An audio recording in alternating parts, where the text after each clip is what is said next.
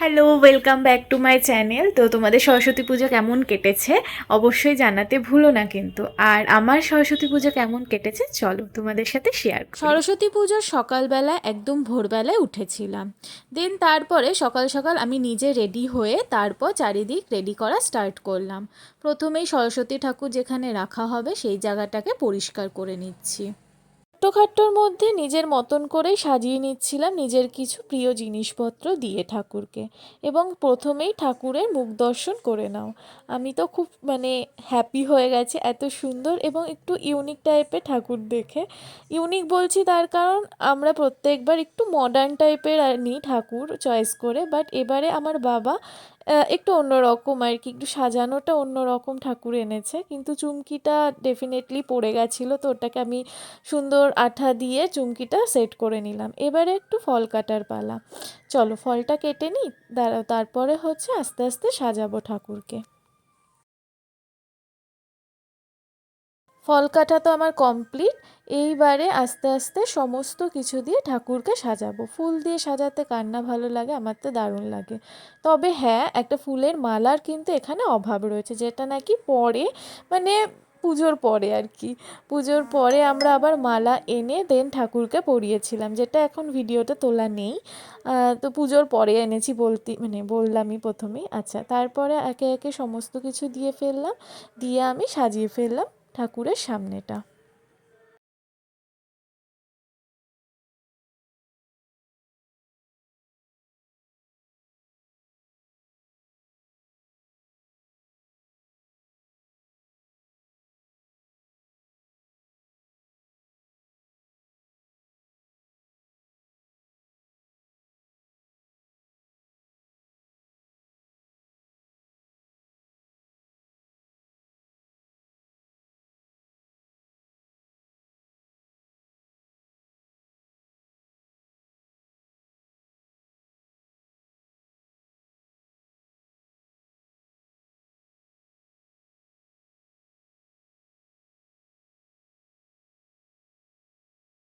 একটা মজার বিষয় হলো, একটা খুব সুন্দর খাতা খুঁজে পেয়েছি, অনেক পুরনো, অনেক বছরের পুরনো একটা খাতা, যেখানে নাকি দাদুর লেখা, আমার দাদু যে পুজো করতো তার লেখা সমস্ত রকমের মন্ত্র ওখানে লেখা রয়েছে। তো সেই মন্ত্র পড়েই কিন্তু এই প্রথমবার আমি একদম প্রপারলি পুজো দিলাম।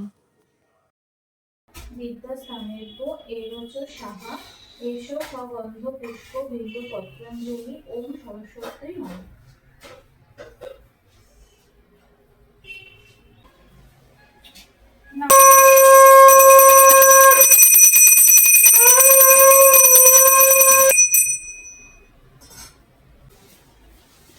পুজো কমপ্লিট করে এবারে হচ্ছে অফিসে যাওয়ার পালা, এবং অফিসে যাওয়ার জন্য আমি রেডি হচ্ছিলাম। দেখো, আজকে অফিসে যেহেতু কোনো ফর্মাল ড্রেস পরতে হবে না, তাই হেভি হ্যাপি হয়ে গেছি আমরা সবাই। তো যাই হোক, আমি রেডি হচ্ছি খুব সিম্পলভাবেই, যেহেতু অফিস যাচ্ছি। তাও সরস্বতী পুজো বলে কথা, একটু না সাজলে হয়। আর এত দেরি হয়ে গেছিলো যে আমি খেতে খেতেই রেডি হচ্ছিলাম। ছোট্ট একটা প্রজাপতি কানের দুল পরে নিলাম। এটা কিন্তু রূপোর কানের দুল, এটা আমি ধনতেরাসে কিনেছিলাম, মার জন্য কিনেছিলাম, কিন্তু বেশিরভাগ আমিই পরে ফেলি। আর তারপরে একটা ছোট্ট টিপ এবং লিপস্টিক, যেটা নাকি ম্যান্ডেটারি, মেকআপ বলতে কিছুই করিনি। আর অফিসে বাবা ছেড়ে দিয়ে আসছিল বলে বাছোয়া এতটা টাইম পেয়েছি, না হলে তো আরও লেট হয়ে যেত আজকে। সবচেয়ে বাজে ব্যাপার কি জানো তো, এত সুন্দর একটা ড্রেস পরার পর যখন সোয়েটারটা পরতে গেলাম, তখন আর আমার অপশান ছিল না। তার কারণ সোয়েটার তো আর আমি যা খুশি পরতে পারি না অফিসে। তো যাই হোক, বলেইছিলাম বাবা নিয়ে যাচ্ছে অফিসে, এই যে তাড়াতাড়ি করে বাবার সাথে বাইকে করে অফিসে গেলাম। অফিসে গিয়ে আর কি, কাজ কাজ আর কাজ, কাজবাজ কমপ্লিট জলদি জলদি করলাম, করে দেন কোনো রকম বেরিয়েছি। বেরিয়ে তো হেভি মজা, চারিদিকে ঠাকুর দেখতে দেখতে আমরা জাস্ট ঘুরলাম, আশেপাশেই ঘুরেছি, কোথাও এক্স্যাক্ট কোথাও যাইনি, কারণ ভীষণ ভিড় ছিল চারিদিকে। কোথাও বসার জায়গাই ছিল না, কি আর বলবো, চারিদিকে শুধু ভিড় আর ভিড়। সবার শেষে আমরা চলে আসলাম ডমিনোজে পিৎজা খেতে, আমার ফেভারিট জায়গা। এত সুন্দর একটা জায়গায় না আসলে আজকের দিনে হয় নাকি। তো পিৎজা খেয়েছিলাম, এবং দুটোই নতুন নতুন লঞ্চ করেছে, তো সেই দুটোই আর কি আমরা ট্রাই করেছিলাম। দুটোই ফার্স্ট টাইম নিলাম।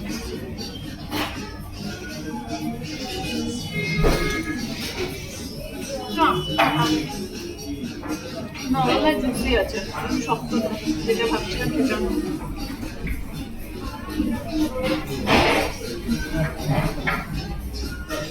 ভেবে তো ছিলাম চিজ পুলটা হেভি করব, কিন্তু দুঃখের বিষয় দেখো পুরো টুকরো হয়ে উঠলো, আর কি বলবো। তবে হ্যাঁ, কেমন লাগলো সেটা আমার মুখেই শুনে নাও ডিরেক্টলি। আমি যেটা চাইছিলাম সেমই, শুধু এটা বাটির জন্য এমনি নর্মালি টেস্ট সেম, আলাদা কিছু না। ভালো, আমার যেটা লাগবে। প্রথমেই হচ্ছে সরস্বতী পুজো, তারপর হলো পেট পুজো, এইভাবে আমাদের দিনটি কমপ্লিট হলো। বাই।